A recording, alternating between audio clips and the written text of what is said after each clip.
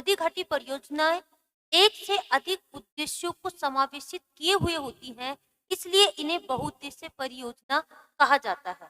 क्योंकि एक नदी घाटी परियोजना बहुत सारे उद्देश्यों को समावेशित करती है, इसलिए इन्हें बहुउद्देश्य नदी घाटी परियोजना कहा जाता है।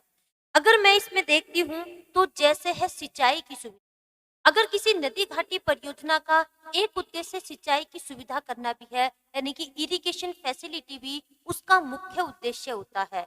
किसी क्षेत्र में अगर पानी की कमी है और पानी की कमी के कारण उस क्षेत्र में फसलों का उत्पादन नहीं हो पाता है, इसलिए भी उस क्षेत्र में नदी घाटी परियोजनाओं के माध्यम से सिंचाई की सुविधा की जाती है। जैसे अगर मैं कहूँ, जहां आपकी एक नदी है सतलज नदी और दूसरी नदी है आपकी व्यास नदी, जहां पर आकर मिलती हैं, उस जगह का नाम है हरि के बैराज। और वहीं से एक आपकी नहर निकाली गई है जिसे हम कहते हैं इंदिरा गांधी कैनाल या नहर, जो कि राजस्थान की गंगानगर तक जाती है, श्री गंगानगर तक जाती है, जिसके कारण राजस्थान में हरित क्रांति आई है।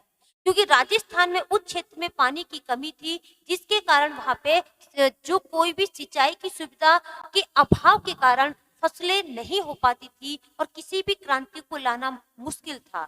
इसलिए उस क्षेत्र में इंदिरा गांधी कैनाल के माध्यम से पानी की सुविधाएं की गई और वहां पे फसलों का उत्पादन किया गया। और हरित क्रांति जो आपकी 1966 और 67 में आई थी, उसके कारण वहां पे हरित क्रांति आ पाई। अगर वो नदी घाटी परियोजना नहीं हो, गांधी कैनाल उस क्षेत्र में नहीं पहुंचती, तो वहां पर हरित क्रांति देखने को नहीं मिलती और फसलों का उत्पादन नहीं हो पाता। तो नदी घाटी परियोजनाओं का एक जो मुख्य उद्देश्य होता है, वो सिंचाई की सुविधा करना भी होता है। दूसरा है ऊर्जा, यानी कि एनर्जी। जैसे अगर किसी नदी के ऊपर डैम बनाकर जो आपकी बिजली का उत्पादन किया जाता है, जैसे सरदार सरोवर परियोजना, उसके माध्यम से महाराष्ट्र, गुजरात, आपका एमपी है, इनको बिजली की सुविधा मिलेगी, जबकि राजस्थान को पानी मिलेगा। तो इस तरीके से जो बिजली उत्पादन करना, यानी कि ऊर्जा का विकास करने के लिए भी नदी घाटी परियोजनाएं बनाई जाती हैं। आपसे बात करूं तो नदियों घाटी परियोजना का एक उद्देश्य बाढ़ भी होता है, यानी कि बाढ़ में कमी लाना। जैसे है दामोदर नदी घाटी परियोजना। दामोदर नदी घाटी परियोजना जो बनाई गई थी 1948 में बनाई गई थी, और दामोदर घाटी परियोजना इसलिए बनाई गई थी कि क्योंकि दामोदर नदी के कारण पश्चिम बंगाल में बाढ़ आती थी। तो बाढ़ की समस्या को दूर करने के लिए आजाद भारत में 1948 में अमेरिका की टेनिसी नदी घाटी के आधार पर पश्चिमी बंगाल में एक नदी घाटी परियोजना बनाई जाती है, जिसे दामोदर घाटी परियोजना कहते हैं। इसलिए नदियां जो नदी घाटी परियोजना है, उसका एक उद्देश्य बाढ़ की समस्या का समाधान भी करना होता है। एक उद्देश्य और भी है, जल और मृदा संरक्षण, यानी कि जल के लिए और मृदा संरक्षण के लिए, मृदा यानी कि मिट्टी के संरक्षण के लिए भी नदी घाटी परियोजनाएं बनाई जाती है। Good evening all of you, myself doctor Kalpana Chauhan. मैं आप सभी का वेलकम करती हूँ डॉक्टर कल्पना अकेडमी के यूट्यूब चैनल पर। और आज का हमारा टॉपिक है नदी घाटी परियोजना। ये रिवर वैली प्रोजेक्ट आज का हमारा टॉपिक है। नदी घाटी परियोजना में जो हम नदियां पढ़ चुके होते हैं, तो नदियां पढ़ने के बाद जो हम ज्यादा अच्छे से पढ़ लेते हैं नदी घाटी परियोजना। ये जो नदी घाटी परियोजना है, नदी घाटी परियोजना का जो मेन पर्पज होता है, नदी घाटी परियोजना का जो मेन उद्देश्य होता है, या तो सिंचाई के लिए यानी कि इरिगेशन के लिए, या पीने योग्य पानी की सुविधा करने के लिए किसी भी नदी के ऊपर कोई डैम बनाया जाता है, जिसका उद्देश्य या तो सिंचाई यानी कि इरिगेशन फैसिलिटी के लिए, पानी यानी कि पीने योग्य पानी की सुविधा करने के लिए नदियों के ऊपर कुछ डैम बनाए जाते हैं, जिसे हम नदी घाटी परियोजना कहते हैं। तो नदी घाटी परियोजना का जो मुख्य उद्देश्य होता है, या तो सिंचाई के लिए पानी की सुविधा करना, या फिर होता है पीने योग्य पानी की सुविधा करना मुख्य उद्देश्य होता है। तो नदी घाटी परियोजना के लिए अगर हम देखेंगे तो इसमें आप 3 कॉलम बना सकते हैं। एक में आपका है परियोजना, दूसरे में है नदी और तीसरे में है राज्य। यानी कि एक में है प्रोजेक्ट नेम, दूसरे है रिवर्स का नाम और तीसरा है स्टेट, कि पहली परियोजना कहाँ पर है, दूसरी परियोजना कहाँ पर और तीसरी परियोजना कहाँ पर है। जैसे सबसे पहले हम देखेंगे सिंधु और उसकी सहायक नदियों पर परियोजना। जो इंडस रिवर है, इसे सिंधु नदी भी कहते हैं, या इंडस रिवर है, और उस पर कौन कौन से प्रोजेक्ट हैं, उस पर जो सिंधु नदी है उस पर कौन कौन से प्रोजेक्ट है, हम सबसे पहले ये देखेंगे। अगर हम सबसे पहले देखते हैं तो एक आपकी परियोजना है जिसका नाम है पोंग परियोजना। ये जो पोंग परियोजना है ये व्यास नदी पर है और हिमाचल प्रदेश में है। तो को भैया एक चीज ध्यान में रखना, अगर कोई भी परियोजना है, कोई भी प्रोजेक्ट है जो नदियों पे बनाया गया है, उसमें बहुत सारी चीजें होती हैं, बहुत सारी चीजें होती हैं, लेकिन हमारा जो क्वेश्चन आता है वो ये आता है कि कौन सी परियोजना कौन सी नदी पर है और कौन से राज्य में है। जितने भी आपके वनडे एग्जाम होते हैं उनमें यही आ रहा है, या उस परियोजना का जो सबसे मुख्य विशेषता है, मुख्य फीचर्स है, या उससे क्वेश्चन आ रहा है। तो परियोजना में जो क्वेश्चन है जो आपके बनते हैं वो यही है कि कौन सी परियोजना कौन सी नदी पर है और कौन से राज्य में है, और उस योजना की किसी किसी योजना की जो बहुत महत्वपूर्ण योजना है उनकी कुछ विशेषताओं से क्वेश्चन आते हैं। इससे ज्यादा हमें नहीं पढ़ना वनडे एग्जाम के लिए।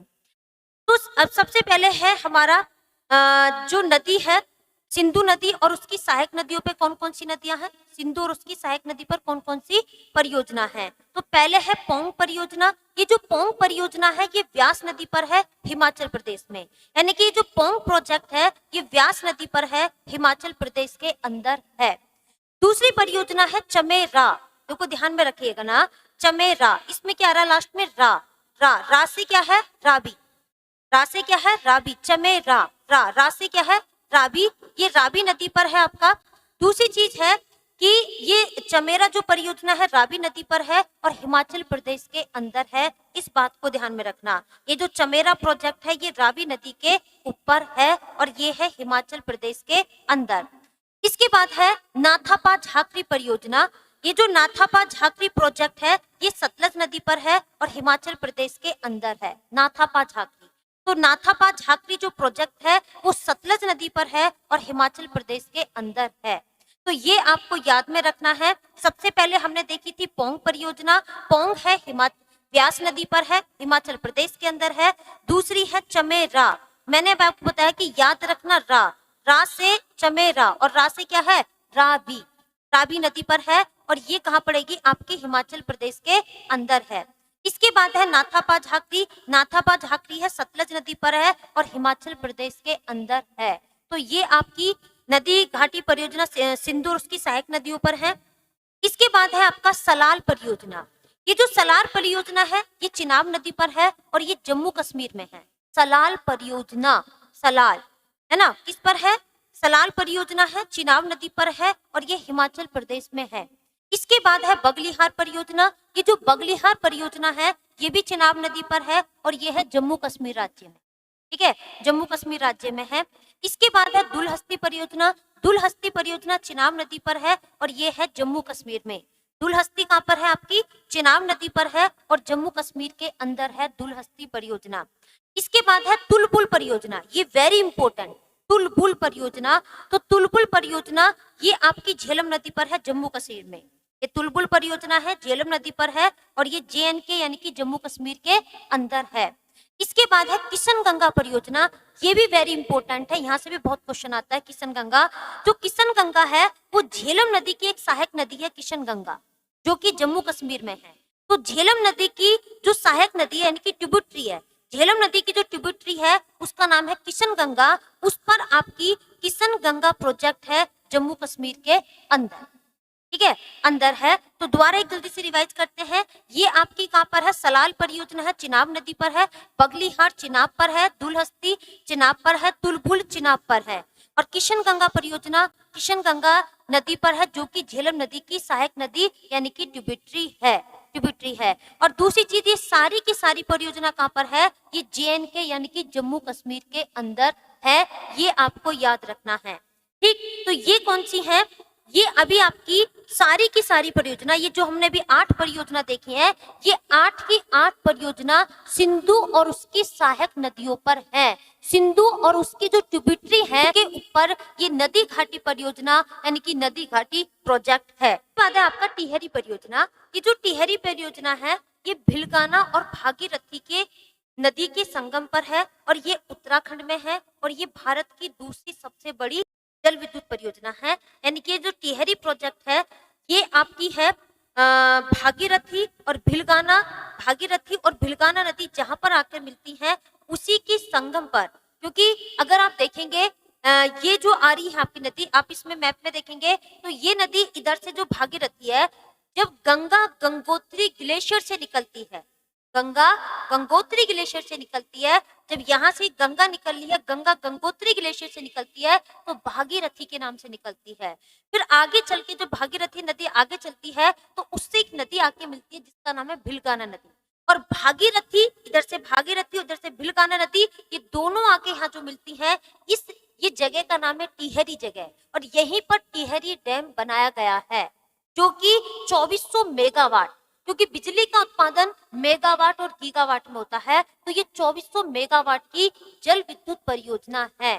तो ये आपकी जो टिहरी परियोजना है, जब गंगा गंगोत्री ग्लेशियर से निकलती है तो भागीरथी के नाम से निकलती है, और भागीरथी और भिलगाना नदी जब आपस में मिलती है तो जगह का नाम टिहरी है, और यहीं पर टिहरी परियोजना बनाई गई है।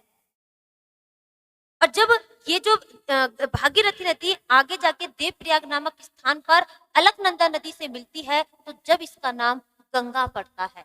ये जो आपकी टिहरी परियोजना है ये आपकी भागीरथी और भिलगाना, यानी कि भिलगाना और भागीरथी के संगम पर है, और ये उत्तराखंड के अंदर है, और भारत का second largest hydro electric project है। 2400 मेगावाट का प्रोजेक्ट है ये। मैंने अभी आपको बताया है कि भारत में क्या दुनिया में जो बिजली का उत्पादन होता है वो मेगावाट और गीगावाट में होता है। इसके बाद है रिहंद परियोजना। उत्तर प्रदेश का पेपर हो, रिहंद से क्वेश्चन ना हो ऐसा हो नहीं सकता। रिहंद से क्वेश्चन बहुत ज्यादा आता है कि रिहंद जो नदी है, सोन नदी की सहायक नदी है रिहंद नदी, रिहंद परियोजना है, रिहंद परियोजना है।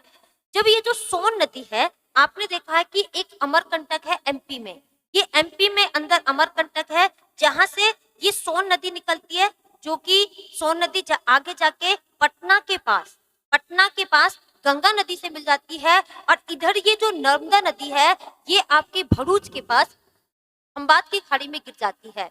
तो अमरकंटक से दो नदी निकलती है, एक है सोन और दूसरी कौन सी है आपकी नर्मदा नदी है। ये सोन नदी जब आगे जाती है तो उत्तर प्रदेश में एक जिला है जिसे हम कहते हैं सोनभद्र। उत्तर प्रदेश में सोनभद्र जिला है और पिपरी नामक स्थान है, वहां पे सोन की एक सहायक नदी है जिसका नाम है रिहंद, और रिहंद यहाँ पर आके मिलती है, और यहीं पर रिहंद परियोजना बनाई गई है। रिहंद परियोजना बनाई गई है और इस पर एक जलाशय बनाया गया जिसका नाम है गोविंद वल्लभ पंत सागर जलाशय को बनाया गया है। तो ये बहुत इंपॉर्टेंट है। रिहंद परियोजना देख लेते हैं कि जो रिहंद परियोजना है, ये रिहंद परियोजना सोन की सहायक नदी है रिहंद, उस पर बनाई गई है ना। रिहंद प्रोजेक्ट इस पर है, ये ट्रिब्यूटरी है सोन की ट्रिब्यूटरी है, उस पर बनाई गई है। और ये पिपरी नामक स्थान पर उत्तर प्रदेश के सोनभद्र जिले में बनाई गई है। मैंने आपको बताया है कि उत्तर प्रदेश के जो जिला है वो है सोनभद्र और जगह का नाम है पिपरी। इस बात को ध्यान में रखना, जगह का नाम क्या है पिपरी है, और उत्तर प्रदेश के जिले का नाम सोनभद्र है जहां पर ये परियोजना बनाई गई है। दूसरी चीज क्या है कि ये जो परियोजना है, रिहंद जो परियोजना है, ये यूपी, एमपी और छत्तीसगढ़ की सीमा पर बनाई गई है। यूपी, एमपी और छत्तीसगढ़ की बाउंड्री पर बनाई गई है, और इसके पीछे एक जलाशय बनाया गया है जिसका नाम है गोविंद वल्लभ पंत जो जलाशय है वो बनाया गया है। गोविंद वल्लभ पंत जलाशय या सागर बनाया गया है। तो अब दोबारा एक बार जल्दी से देख लीजिए, रिहंद परियोजना आपकी सोन नदी की जो सहायक नदी है जिसे हम कहते हैं, सोन नदी की सहायक नदी का नाम रिहंद है, जिसके ऊपर रिहंद परियोजना बनाई गई है, और रिहंद सोन की सहायक नदी है, और ये उत्तर प्रदेश के जिले का नाम है सोनभद्र और जगह का नाम है पिपरी, और ये यूपी, एमपी और छत्तीसगढ़ की बाउंड्री पर बनाई गई है, तो इसको याद रखना। इसके बाद है माता तीला परियोजना। ये माता तीला परियोजना है, ये बेतवा नदी पर बनाई गई है, बेतवा नदी पर बनाई गई है, और ये आपकी यूपी और एमपी का जॉइंट प्रोजेक्ट है, यानी कि यूपी और एमपी की संयुक्त परियोजना है माता टीला। तो माता टीला जो परियोजना है वो बेतवा नदी पर है, बेतवा नदी पर है और ये आपकी किसकी यूपी और एमपी की संयुक्त परियोजना है, माता टीला परियोजना। इसके बाद है आपका चंबल परियोजना। माता टीला भी वेरी इंपॉर्टेंट है, इससे क्वेश्चन कई बार आ चुका है और चंबल परियोजना भी महत्वपूर्ण है। चंबल परियोजना जो है, ये जो चंबल नदी एमपी में एक जगह है महू, महू महू है, वहां से निकलती है, महू जिला है, महू जिले के पास से आपकी चंबल नदी निकलती है। और जब चंबल नदी एमपी से निकलती है, एमपी के बाद चंबल नदी राजस्थान में जाती है और राजस्थान के बाद चंबल नदी जो है उत्तर प्रदेश में आती है और उत्तर प्रदेश में इटावा, इटावा के पास कहते हैं, लेकिन लगभग 50 किलोमीटर के आसपास, लगभग वॉल्यूम है, लगभग 50 किलोमीटर से की दूरी पर, इटावा से 50 किलोमीटर की दूरी पर चंबल नदी यमुना नदी से मिल जाती है और चंबल नदी पर 3 डैम बनाए गए हैं, एक है एमपी में और 2 है आपके राजस्थान के अंदर है। 3 डैम बनाए गए हैं चंबल नदी पर। और चंबल नदी की एक खासियत है, ये भारत की एकमात्र नदी ऐसी है जो कि दक्षिण से उत्तर की ओर बहती है, यानी कि साउथ से नॉर्थ की ओर बहती है। इसकी ये बहुत बड़ी खासियत है। चंबल नदी परियोजना चंबल नदी पर है, ठीक है, चंबल जो प्रोजेक्ट है वो चंबल नदी पर है। ये एमपी और राजस्थान में इस नदी पर 3 स्थानों पर 3 डैम बनाए गए हैं, यानी कि एमपी राजस्थान में जो 3 जगह पर इस पे क्या है, 3 डैम बनाए गए हैं। पहले डैम का नाम है गांधी सागर बांध जो कि कहाँ पड़ेगा, एमपी के अंदर, गांधी सागर बांध एमपी के अंदर है। दूसरा है राणा प्रताप सागर बांध, यानी कि राणा प्रताप सागर जो डैम है ये आपका रावत भाटा राजस्थान वहां पर है। और तीसरे डैम का नाम है जवाहर सागर डैम और ये है आपका कोटा यानी कि राजस्थान। जवाहर सागर डैम जो है ये कोटा डिस्ट्रिक्ट है राजस्थान का, वहां पर है। तो इन तीनों डैम को याद रखना, ये बहुत महत्वपूर्ण है। तो पहला डैम मैंने आपको बता दिया गांधी सागर जो कि एमपी में है, दूसरा है राणा प्रताप सागर जो कि राजस्थान के रावत भाटा के अंदर है। तीसरा जो डैम है वो है आपका जवाहर सागर, वो आपका कोटा राजस्थान, यानी कि राजस्थान के कोटा जिले के अंदर है। तो इस बात को ध्यान में रखना। इसके बाद है आपकी राजघाट परियोजना। ये जो राजघाट परियोजना है ये बेतवा नदी पर है, जो राजघाट प्रोजेक्ट है ये बेतवा नदी पर है और यह उत्तर प्रदेश व मध्य प्रदेश की संयुक्त परियोजना है, यानी कि this is a joint project of Uttar Pradesh and Madhya Pradesh, यानी कि उत्तर प्रदेश और मध्य प्रदेश का क्या है, ये जॉइंट प्रोजेक्ट है, संयुक्त परियोजना है। और जो राजघाट परियोजना है ये बेतवा नदी पर राजघाट बांध बनाया गया है। तो राजघाट जो परियोजना है वो आपकी बेतवा नदी पर है, आपकी राजघाट परियोजना। तो राजघाट परियोजना आपकी बेतवा नदी पर है और ये आपकी उत्तर प्रदेश और मध्य प्रदेश का जॉइंट प्रोजेक्ट है, इस बात को याद रखना है। ठीक, आगे है आपका शिव समुद्रम परियोजना। ये जो शिव समुद्रम परियोजना है ये कावेरी नदी पर है। शिव समुद्रम जो परियोजना है, प्रोजेक्ट है, ये कावेरी नदी पर है और ये कर्नाटक के अंदर है और ये कावेरी नदी पर है शिव समुद्रम परियोजना। यह भारत की सबसे पुरानी जल विद्युत परियोजना है जो कि 1902 में बनी थी, है ना। तो ये जो है आपकी जो ओल्डेस्ट हाइड्रो इलेक्ट्रिकल प्रोजेक्ट है जो कि 1902 में बना था। तो शिव समुद्रम परियोजना है, शिव समुद्रम जो परियोजना या प्रोजेक्ट है वो कावेरी नदी पर है और ये कर्नाटक के अंदर है, जो कि भारत का सबसे पुराना जल विद्युत परियोजना है जो 1902 में बना है। तो इस बात को भी आप याद रखना। अगला है मैटूर परियोजना। मैटूर परियोजना ये मैटूर प्रोजेक्ट है और ये जो मैटूर प्रोजेक्ट है ये कावेरी नदी पर है और ये तमिलनाडु के अंदर है ये। और इसमें स्टेनले जलाशय का निर्माण किया गया है। जो ये आपका मैटूर परियोजना है, मैटूर परियोजना तमिलनाडु में है और ये कावेरी नदी पर है। मैटूर परियोजना तमिलनाडु में है, कावेरी नदी पर है और इस पे एक जलाशय बनाया गया है जिसका नाम है स्टेनले रिजर्व, यानी कि स्टेनले जलाशय बनाया गया है। इसके बाद है आपका अलमाटी परियोजना। अलमाटी परियोजना। ये जो अलमाटी परियोजना है ये कृष्णा नदी पर है। कौन सी पर है? कृष्णा नदी पर है और इस पे ये कर्नाटक राज्य में, कृष्णा नदी पर है और ये कर्नाटक राज्य में है। इसके बाद है नागा अर्जुन सागर परियोजना, नागा अर्जुन सागर परियोजना, और ये भी कृष्णा नदी पर है। तो आप कैसे याद कर सकते हैं? अलमाटी, कृष्ण जी ने यमुना नदी के किनारे मिट्टी खाई, तो कृष्ण जी ने क्या खाई? अलमाटी, अलमाटी यानी कि मिट्टी खाई, इसलिए कृष्णा नदी पर एक डैम बना दिया, एक परियोजना बना दी जिसे हम कहते हैं अलमाटी। दूसरा आप कैसे याद करेंगे? जैसे है नागार्जुन, है ना, नागार्जुन भी किस पर है? कृष्णा नदी पर है। जो कृष्ण जी की गेंद यमुना नदी के अंदर गिर जाती है तो कृष्ण जी यमुना नदी में से गेंद को निकाल कर लेके आते हैं और वो नाग पर बैठ के आते हैं। तो ध्यान में रखना, कृष्ण जी मिट्टी खा रहे हैं और कृष्ण जी नाग पर बैठ रहे हैं, और दोनों परियोजनाएं किस पर है? कृष्णा नदी पर है। याद कर सकते हो। तो कृष्ण जी ने मिट्टी खाई तो अलमाटी परियोजना, कृष्ण जी नाग पर बैठ के आए तो नागार्जुन परियोजना।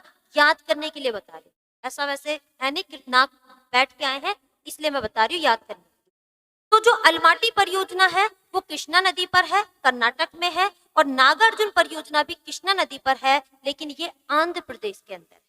तो अलमाटी कहाँ पर है? कृष्णा नदी पर है, और नागार्जुन सागर किस पर है? कृष्णा नदी पर है, और अलमाटी कर्नाटक में है, और नागार्जुन जो है आपका आंध्र प्रदेश के अंदर है। तो ये आपको याद करनी है, अलमाटी और नागार्जुन सागर परियोजना। इसके बाद है हीराकुंड परियोजना, हीरा, है ना, हीराकुंड, है ना, हीराकुंड। हीरा किसके पास होगा? महानदी। भाई हीरा किसके पास होगा?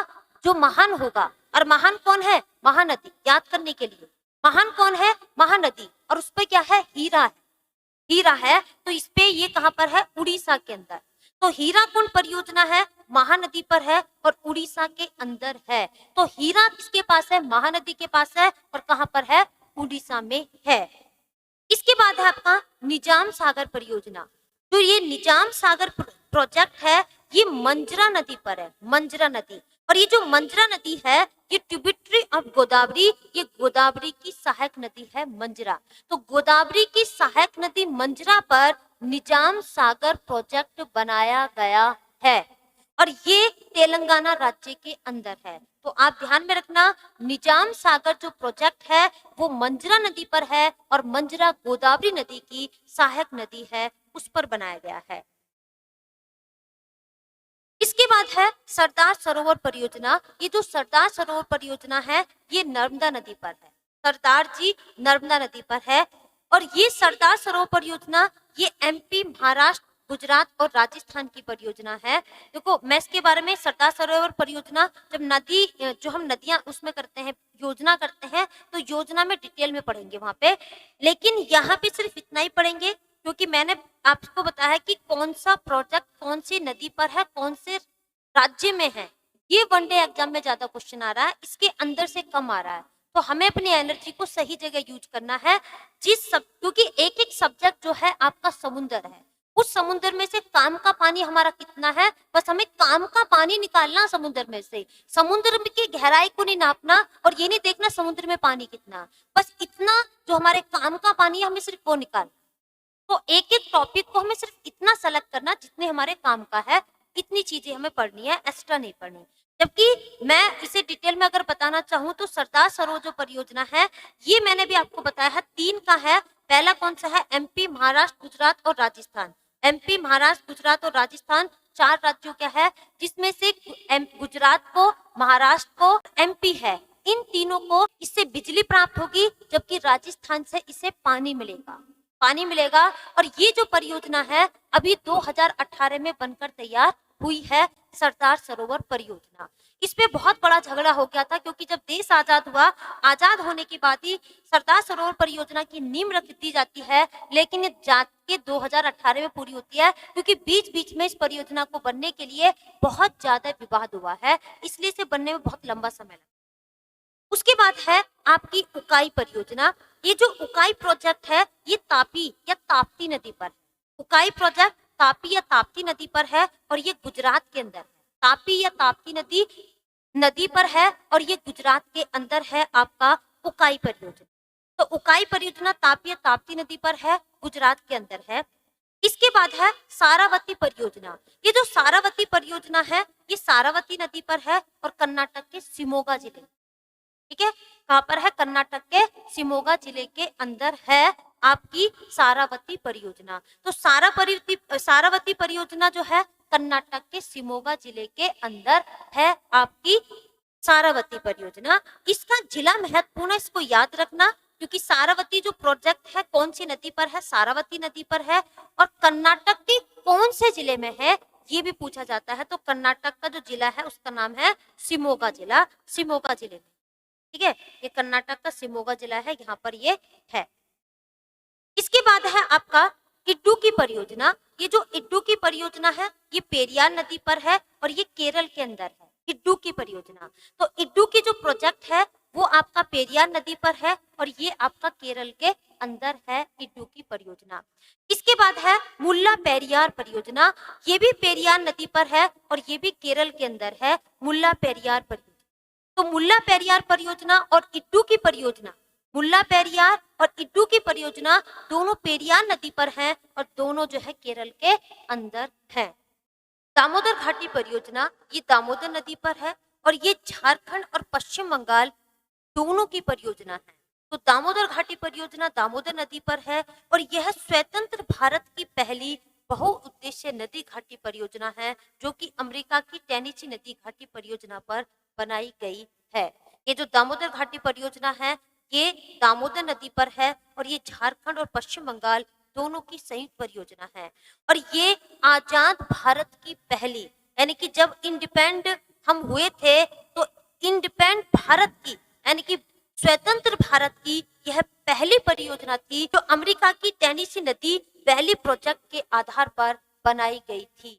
तो स्वतंत्र भारत की पहली बहुउद्देश्य परियोजना दामोदर नदी घाटी परियोजना है जो कि दामोदर नदी पर बनाई गई है और यह झारखंड और जो पश्चिमी बंगाल है उन दोनों की संयुक्त परियोजना है और ये आजाद भारत की पहली बहुउद्देश्य परियोजना है। और मैंने आपको बताया था कि बहुउद्देश्य परियोजना का अर्थ होता है ऐसी परियोजना जो बहुत सारे उद्देश्यों को समावेशित किए हुए होती है, ऐसी परियोजना को बहुउद्देश्य नदी घाटी परियोजना कहते हैं। और जो नदी घाटी परियोजना है वो बहुत सारे उद्देश्यों को समावेशित किए होती है, इसलिए नदी घाटी परियोजना को बहुउद्देश्य नदी घाटी परियोजना कहते हैं।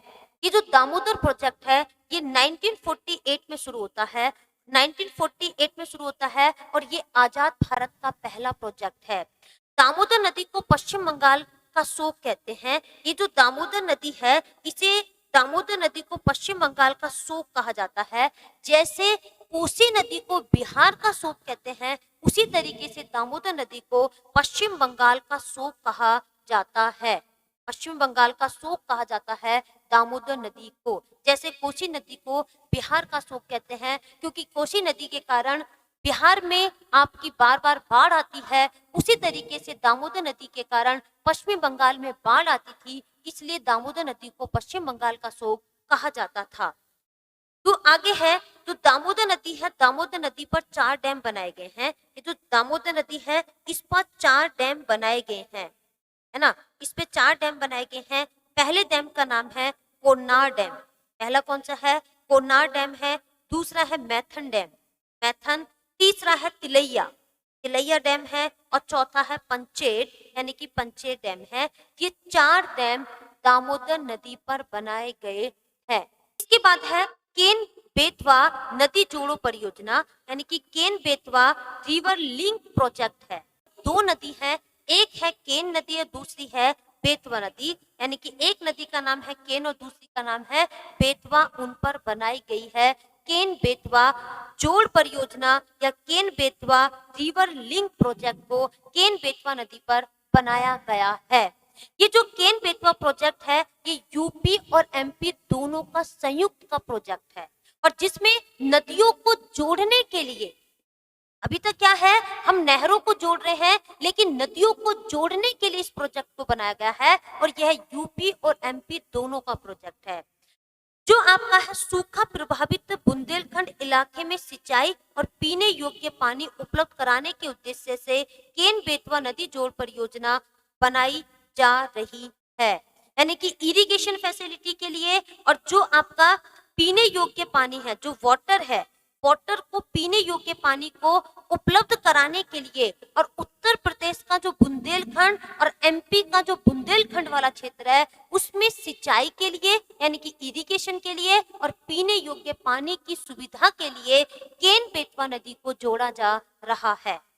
ठीक है, जोड़ा जा रहा है। और ये जो एमपी की केन नदी है और उत्तर प्रदेश की बेतवा नदी, ठीक है, तो ये एमपी की केन नदी है और उत्तर प्रदेश की बेतवा नदी है, इन दोनों नदियों को जोड़ा जा रहा है। और यानी कि मैंने आपको जोड़ा जा रहा है, उत्तर प्रदेश की है बेतवा नदी है और एमपी की केन नदी है, इन दोनों को जोड़ा जा रहा है। और जोड़ने का जो मुख्य उद्देश्य है, एक तो है इरिगेशन यानी कि सिंचाई के लिए और दूसरा है जो पीने योग्य पानी है उसकी सुविधा के लिए। क्योंकि जो बुंदेलखंड वाला जो इलाका है, ये जो बुंदेलखंड वाला जो एरिया है ये सूखा प्रभावित क्षेत्र है। तो बुंदेलखंड के सूखा प्रभावित क्षेत्र में पीने योग्य पानी और सिंचाई के लिए केन बेतवा नदी को जोड़ा जा रहा है। और केन नदी है एमपी की और बेतवा नदी है आपकी उत्तर प्रदेश की है, इन दोनों नदियों को जोड़ा जा रहा है।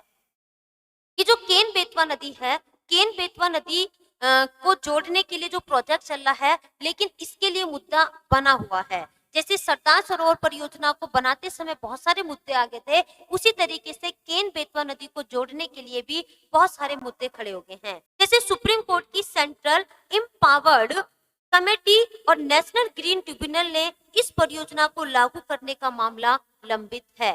ठीक है, जो आपकी सुप्रीम कोर्ट की जो ये वाला जो मैटर है जो सुप्रीम कोर्ट का है, सेंट्रल एम्पावर्ड कमेटी और दूसरा है नेशनल ग्रीन ट्रिब्यूनल के अंदर इस योजना को लागू करने का मामला लंबित पड़ा हुआ है। केन बेतवा नदी को जोड़ने वाला मुद्दा। अब है आपका भाखड़ा और नागल परियोजना। ये जो भाखड़ा और नागल परियोजना है ये सतलज नदी पर है। एक है भाखड़ा, दूसरा क्या है नागल।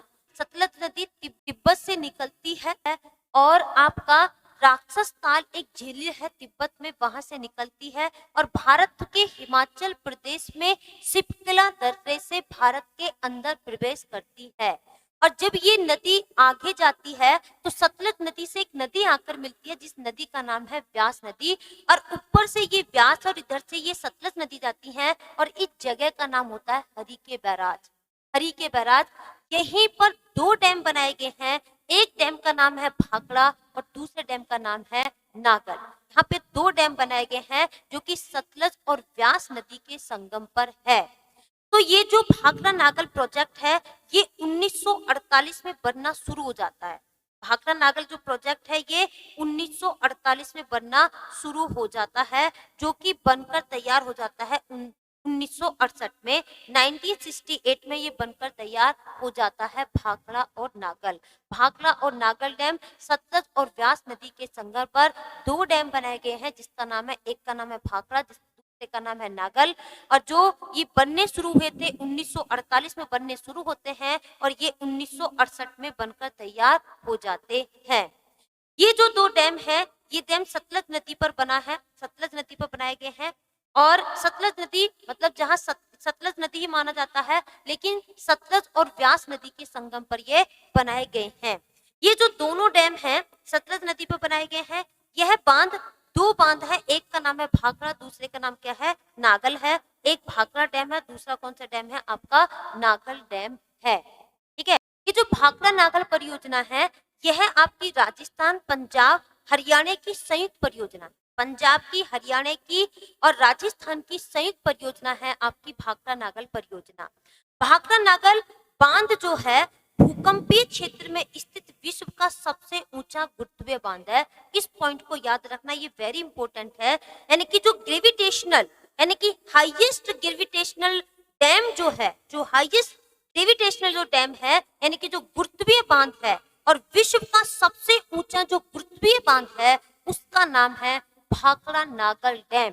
ये दो डैम है जो कि भूकंपीय क्षेत्र में स्थित विश्व का सबसे ऊंचा गुरुत्वीय बांध है, यानी कि ग्रेविटेशनल डैम है जो सबसे हाईएस्ट यानी कि सबसे अधिक ऊंचाई पर अवस्थित है। यह जो डैम है आपका जो भाखड़ा नागर डैम है, यह पंजाब राज्य के होशियारपुर जिले में सतलज नदी पर बनाया गया है। यानी कि डैम में जिला कौन सा है ये भी पूछा जाता है, तो ये पंजाब का होशियारपुर जिला है जिसमें भाखड़ा और नागर डैम बनाए गए हैं। ये जो डैम है भाखड़ा और नागर डैम है, यह बांध जो है आपका 261 मीटर ऊंचे टिहरी बांध के बाद भारत का दूसरा सबसे ऊंचा बांध है। यानी कि दूसरा सबसे ऊंचा बांध है यह बांध 261 मीटर ऊंचे टिहरी डैम। टिहरी डैम की ऊंचाई कितनी है? 261 मीटर ऊंचा है। और उसके बाद भारत का दूसरा यानी कि भारत का कौन सा है? सेकंड नंबर का जो है दूसरा सबसे ऊंचा बांध है। तो यहाँ से क्वेश्चन आता है कि जो भाखड़ा नागर डैम है वो कौन से जिले में है? पहले आएगा कौन से राज्य में है, तो ये पंजाब राज्य में है। और पंजाब राज्य के कौन से जिले में है, तो ये होशियारपुर डिस्ट्रिक्ट के अंदर है। ये ऊंचाई में कौन से नंबर पर है, तो ये ऊंचाई में अगर हम देखते हैं जो टिहरी डैम है, जो आपका टिहरी डैम है उसके बाद ये सेकंड नंबर पर है। सेकंड नंबर पर पड़ता है आपका भाखड़ा नागर डैम। बाद अगर हम देखते हैं कि इसकी ऊंचाई कितनी है भाखड़ा नागर की, तो वो 255.55 मीटर है। 255.55 मीटर है। जबकि अगर हम उसकी बात करें टिहरी डैम की जो ऊंचाई है वो 261 है। और जो आपका भाखड़ा नागर डैम की जो ऊंचाई है 255.55 मीटर है, 140 फीट ऊंची। दूसरी चीज क्या है, अगर हम बात करते हैं कि अमेरिका का हुवर बांध जो है 743 फीट ऊंचा है। इस बांध के पीछे बनी झील का नाम गोविंद सागर है, जो कि सिखों के 10वें गुरु गोविंद सिंह के नाम पर रखा गया है। ठीक है, तो इस बांध का नाम क्या है? गोविंद सागर बांध है, जो कि सिखों के जो 10वें गुरु हैं उनके नाम पर रखा गया है। ठीक है, तो यहाँ से एक बार फिर देख लो जो आपकी भाखड़ा नागर परियोजना है। ये जो भाखड़ा नागर परियोजना है, पहला क्वेश्चन कौन सी नदी पर है? सतलज नदी पर है। सतलज नदी पर है। बनना कब शुरू हुआ? 1948 में। बनकर तैयार कब हुआ? 1968 में। ठीक है, और इस पे दो डैम है, एक डैम का नाम है भाखड़ा और दूसरे डैम का नाम क्या है? नागल है। ये दो डैम है, एक है भाखड़ा और दूसरा डैम का नाम क्या है? नागल है। अगला क्वेश्चन आता है कि जो भाखड़ा नागर डैम है इनके बीच की दूरी कितनी है? तो भाखड़ा और नागल डैम के बीच की दूरी 13 किलोमीटर है। अगला है कि जो भाखड़ा नागर डैम परियोजना है ये कौन सी नदी पर है? ये तो मैंने बता दिया है, ये पंजाब में ये सतलज नदी पर बनाया गया है। इसके बाद अगर हम देखते हैं कि जो भाखड़ा नागर परियोजना है कितने राज्यों की परियोजना है, तो ये राजस्थान, पंजाब और हरियाणा इन 3 राज्यों की संयुक्त परियोजना है भाखड़ा नागर परियोजना। ये जो भाखड़ा नागर परियोजना की जो सबसे बड़ी विशेषता है वो यह है कि जो भाखड़ा नागर बांध है वो भूकंपीय क्षेत्र में विश्व का सबसे ऊंचा गुरुत्वीय बांध है, यानी कि ग्रेविटेशनल डैम है, जो कि दुनिया का सबसे अधिक ऊंचाई पर अवस्थित है। ये पॉइंट इसका वेरी इंपॉर्टेंट है ना, वेरी इंपॉर्टेंट पॉइंट है। ये दुनिया का सबसे अधिक ऊंचाई पर अवस्थित गुरुत्वीय बांध है, यानी कि ग्रेविटेशनल डैम है। दूसरी चीज क्या है, ये जो भाखड़ा नागर डैम है इसकी जो ऊंचाई है भारत में दूसरा सबसे ऊंचा है। भाखड़ा नागर डैम भारत का जो सबसे ऊंचा है वो 261 मीटर ऊंचा सबसे ऊंचा डैम है टिहरी डैम। टिहरी डैम है भारत का सबसे ऊंचा। इससे पहले एक क्वेश्चन और देख लेते हैं कि जो भाखड़ा नागर डैम है ये राज्य कौन सा है? पंजाब है। और पंजाब राज्य के कौन से जिले में है? तो ये होशियारपुर जिले के अंदर है, पंजाब राज्य के। दूसरी चीज क्या है कि अगर भाखड़ा नागर डैम की हम ऊंचाई देखें तो ये भारत का दूसरा सबसे ऊंचा बांध है। और जिस भारत का दूसरा सबसे ऊंचा बांध है और भारत का जो सबसे पहले जो सबसे ऊंचा बांध है वो 261 मीटर ऊंचा बांध है टिहरी बांध। टिहरी डैम की जो ऊंचाई है 261 है। जबकि अगर हम इसकी बात करते हैं भाखड़ा नागर डैम की बात करते हैं तो इसकी ऊंचाई है 255.55 मीटर है, यानी कि 740 फीट ऊंचा है। जबकि अमेरिका का जो हुवर डैम है वो 743 फीट ऊंचा है। आगे क्वेश्चन है कि जो भाखड़ा नागर डैम है इस पे कौन सी झील बनाई गई है? तो झील का नाम है गोविंद सागर झील है, जो कि सिखों के 10वें गुरु गोविंद सिंह के नाम पर इसका नाम रखा गया है। तो ये आपकी भाखड़ा नागल डैम प्रोजेक्ट है। बाद है सामपद सागर परियोजना। ये जो सामपद सागर परियोजना है ये गोदावरी नदी पर, ये आपकी गोदावरी नदी पर है सामपद सागर परियोजना। गोदावरी नदी से निकाली गई इस नहर के द्वारा आंध्र प्रदेश का क्षेत्र जो है सिंचित होता है, यानी कि सिंचाई की सुविधा होती है। सिंचाई की सुविधा के लिए गोदावरी नदी पर सामपद परियोजना, सामपद सागर प्रोजेक्ट गोदावरी नदी पर आंध्र प्रदेश में इरिगेशन फैसिलिटी के लिए बनाई गई है। इसके बाद है आपका कोटेश्वर परियोजना। ये जो कोटेश्वर परियोजना है ये भागीरथी नदी पर है, भागीरथी नदी पर है और ये यानी कि टिहरी इन उत्तराखंड के टिहरी में पड़ती है, ठीक है, टिहरी में पड़ती है। तो ये जो कोटेश्वर परियोजना है ये भागीरथी नदी पर है और ये सामपद परियोजना जो है ये गोदावरी नदी पर है और ये गोदावरी नदी पर है, आंध्र प्रदेश में है, जबकि कोटेश्वर जो परियोजना भागीरथी नदी पर उत्तराखंड के टिहरी में है। सुहिल परियोजना सुहिल नदी पर है और ये हिमाचल प्रदेश के रावी नदी की चंबा जिले में सहायक नदी पर बनाई गई है। कहने का मतलब है ये जो सुहिल नदी है, ये जो सुहिल नदी है ये रावी नदी की सहायक नदी है। सुहिल नदी रावी नदी की सहायक नदी है जो कि हिमाचल प्रदेश के चंबा जिले में है। तो सुहिल परियोजना हिमाचल प्रदेश के चंबा जिले में रावी नदी की सहायक नदी सुहिल पर बनाई गई, ठीक है, सुहिल पर बनाई गई है। तो ये जो सुहिल प्रोजेक्ट है सुहिल नदी पर है और इसमें ये हिमाचल प्रदेश राज्य है और जिले का नाम है आपका चंबा डिस्ट्रिक्ट है, जिला है चंबा है और राज्य हिमाचल प्रदेश है और ये रावी नदी की ट्रिब्यूटरी है, यानी कि रावी नदी की सहायक नदी है जिस पर बनाई गई है। उसके बाद है मयूराक्षी परियोजना। ये मयूराक्षी परियोजना मयूराक्षी नदी पर है। मयूराक्षी परियोजना आपकी जो है मयूराक्षी नदी पर है और ये झारखंड और पश्चिम बंगाल के अंदर है। इसके बाद है जो कल्पसर परियोजना। कौन सी अगली?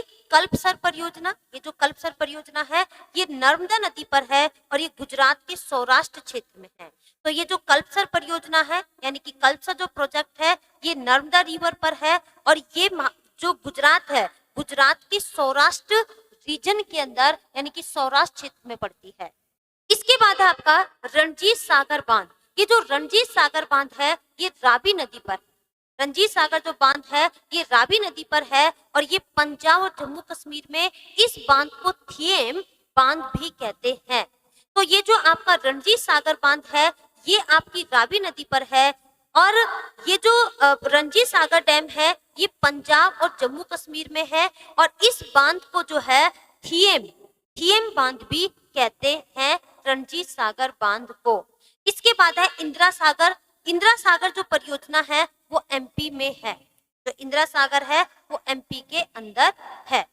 ये हमारी नदी घाटी परियोजना का जो टॉपिक है यही समाप्त होता है और जो वनडे एग्जाम है, वनडे एग्जाम में इससे बाहर कहीं नहीं आएगा और ना ही इससे ज्यादा की जरूरत है, ये ऑलरेडी काफी है, इससे ज्यादा की जरूरत नहीं है। तो जितने भी वनडे एग्जाम है कोई भी, चाहे एसएससी है, वनडे एग्जाम कोई भी, चाहे आपका सीपीओ है, चाहे आपका यूपी पुलिस है, चाहे आपका दिल्ली पुलिस है, चाहे आपका यूपीएसआई है, चाहे आपका एसएससी जीडी है, कोई भी वनडे एग्जाम है उन सब के लिए नदी घाटी परियोजना में यहाँ से बाहर कोई क्वेश्चन नहीं आएगा और ना ही आपसे यहाँ से बाहर ना ही कुछ पढ़ने की जरूरत है, ठीक है। तो इसे पढ़िए। इसके बाद हम एक क्वेश्चन वाली सीरीज ले लेंगे, ये टॉपिक पढ़ेंगे, फिर टॉपिक के जुड़े हुए जो भी हमारे क्वेश्चन है उनको हम करते हैं, उसको हम लाइव में क्लास में करेंगे जब बच्चे आपके लाइव आएंगे।